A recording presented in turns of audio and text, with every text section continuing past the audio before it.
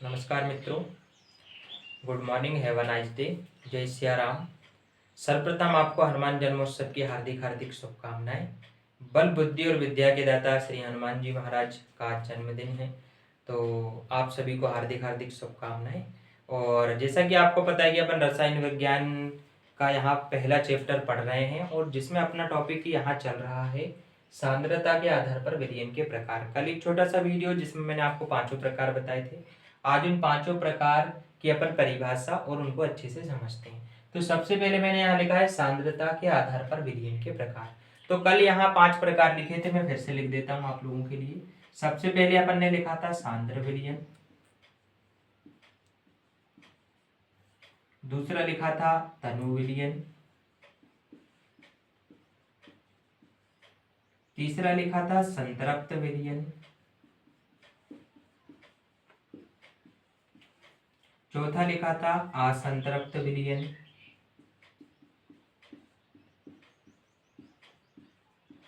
और पांचवा लिखा था अति संतृप्त।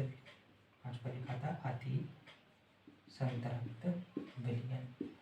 तो सांद्रण या सांद्रता के आधार पर ये 5 प्रकार अपन ने लिखे थे। अब पांचों प्रकार की पांचों प्रकार के विलयन की परिभाषा एक एक करके अपन समझते हैं और एक एक करके मैं आपको यहाँ पे परिभाषा भी लिखवाते जाता हूँ। तो सबसे पहले अपन पढ़ते हैं सांद्र विलयन क्या है। तो सांद्र विलयन की परिभाषा मैं आपको बताता हूँ क्या है यहाँ पे।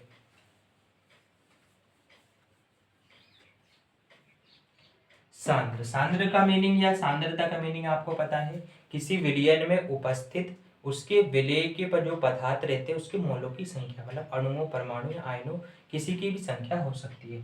तो सांद्र विलयन क्या है? सांद्र विलयन ये है, किसी विलयन में उपस्थित किसी विलयन में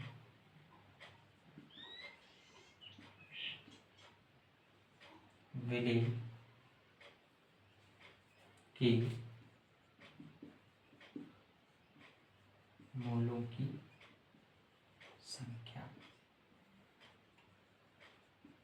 अधिक रहे तो वह विलयन सांद्र विलयन कहलाता है। मतलब जिसमें विलय के जो पदार्थ आपने मिलाया है उसके मोलों की संख्या ज्यादा रहना चाहिए।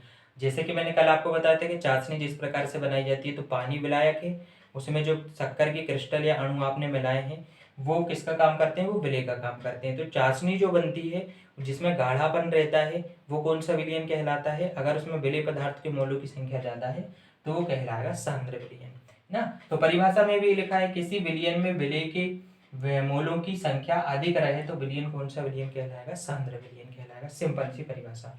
दूसरा अपना प्रकार क्या है? दूसरा अपना प्रकार है तनु विलयन। दूसरा प्रकार है तनु विलयन। अब तनु विलयन आपको पता है, जैसा कि यहाँ पे लिखा हुआ है, तनु तनु का मतलब होता है तरल। तरल का मीनिंग ये है कि विलायक की मात्रा अधिक रहेगी और विलय के जो पदार्थ मिलेंगे, मोल मिलेंगे, उनकी संख्या कम रहेगी। तो इसकी परिभाषा क्या बनेगी? किसी विलयन में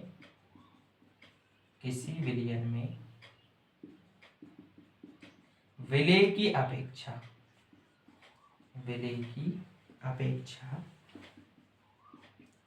यदि विलायक की मात्रा अधिक हो तो वह विलयन तनु विलयन कहलाएगा। तनु या कोष्टक में लिख देता हूं तरल, तनु या तरल विलयन कहलाता है ना।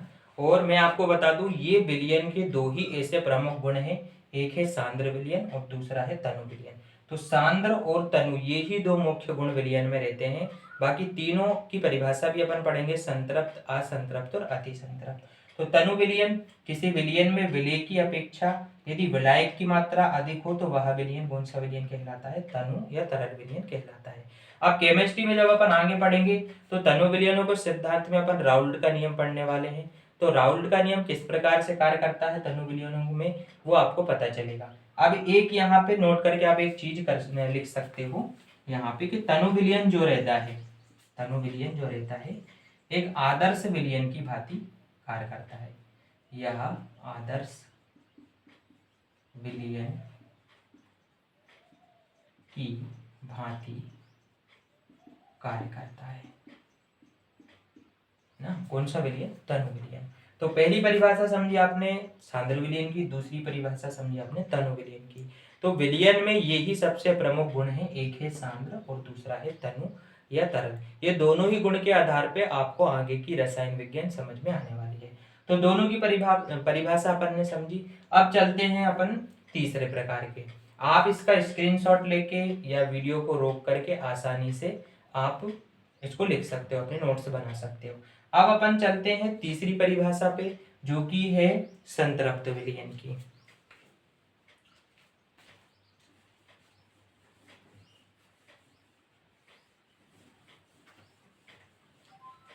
तीसरी जो परिभाषा है वो है संतृप्त विलयन की। अब संतृप्त विलयन क्या है? नाम से आपको दिख रहा है संतृप्त, मतलब वो संतुष्ट है, सेटिस्फाइड है।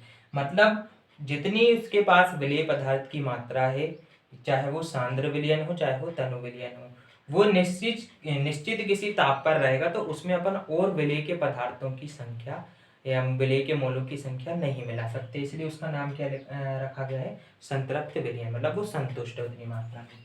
तो वह विलयन जिसमें किसी निश्चित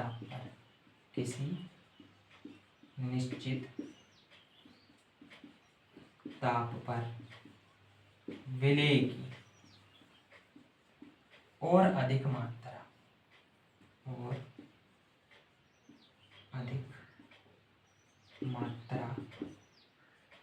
नहीं घोली जा सकती, नहीं मिलाई जा सकती। वह विलयन कौन सा विलयन कहलाएगा? वह विलयन संतृप्त विलयन कहलाएगा। ठीक इसी प्रकार से अगर मैं इसमें आ लगा दूं, जैसे असंतृप्त विलयन, अगली परिभाषा है असंतृप्त विलयन की। तो असंतृप्त विलयन, केवल नाम में आपको क्या दिख रहा है? यहाँ लिखा है संतृप्त, यहाँ लिखा है असंतृप्त।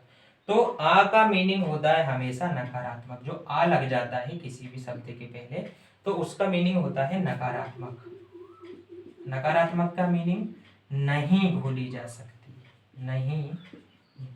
सकती, या नहीं मिलाई जा सकती। तो सिंपल सी परिभाषा आप बिना लिखे ही पहले समझ गए होंगे कि असंतृप्त विलयन क्या है। वह विलयन जिसमें विलेय की और अधिक मात्रा नहीं घोली जा सकती, वो कौन सा विलयन कहलाएगा? असंतृप्त विलयन कहलाएगा। तो आ का मीनिंग है नकारात्मक से, मतलब आ का मीनिंग है नहीं, और विलयन का मीनिंग आपको पता है विलेय प्लस विलायक, मतलब और अधिक विलेय की मात्रा जो है उसमें नहीं मिलाई जा सकती। तो इसकी परिभाषा में भी यहाँ लिख देता हूँ, लेकिन उसके पहले आपको मीनिंग समझ में आना चाहिए। आ जहाँ लग जाता है उसका मीनिंग हो जाता है नकारात्मक, मतलब नहीं मिलाई जा सकती। तो वह विलयन जिसमें विलेय की और अधिक मात्रा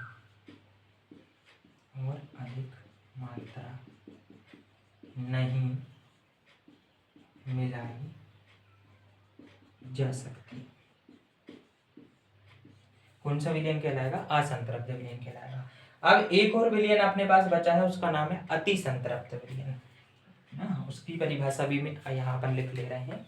एक विलयन का प्रकार बचा है जो है अति संतृप्त विलयन।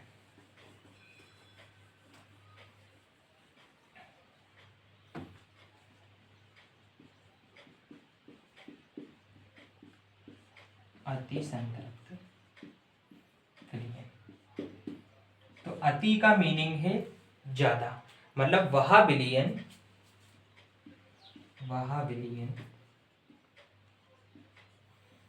जिसमें संतृप्त विलयन की अपेक्षा विलेय की और अधिक मात्रा घोली या मिलाई जा सकती है।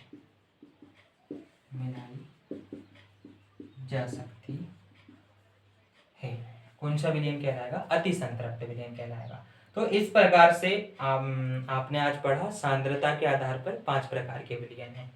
सांद्र विलयन, तनु विलयन, संतृप्त विलयन, असंतृप्त विलयन और अति संतृप्त विलयन।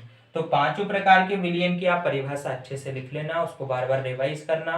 अपन थोड़ा थोड़ा पढ़ते चल रहे हैं ताकि आपको आसानी से रसायन विज्ञान समझ में आ जाए। तो ये पहले ही चैप्टर का अपना यहाँ पे सांद्रता के आधार पे अपन ने क्या कर लिया है, सांद्रता के आधार पे अपन ने 5 प्रकार के विलयन पढ़ लिए हैं। तो आपको नोट्स बनाते चलना है, 1 बाय 1 लिखते चलना है। टॉपिक बिल्कुल कॉन्सेप्ट पे आधारित है और आपकी परीक्षा के लिए बहुत ही जरूरी है, इसलिए आप अच्छे से यहाँ पे लिखते चलना, नोट्स बनाते चलना। आप जितना लिखोगे अपने हैंड राइटिंग से उतना आपको अच्छे से याद होते जाएगा और बार बार आप उसका रिवीजन करना, क्योंकि आप जिन विषयों को आप पढ़ रहे हो वो विषय आपकी प्रैक्टिस पे आधारित होते हैं। जितनी आप प्रैक्टिस करोगे उतना ज़्यादा आपका अच्छा उस पर पकड़ हो जाएगी, बन जाएगा आपसे। तो आज की इस वीडियो में केवल इतना ही। मिलते हैं नेक्स्ट वीडियो में, जब तक के लिए जय श्री राम।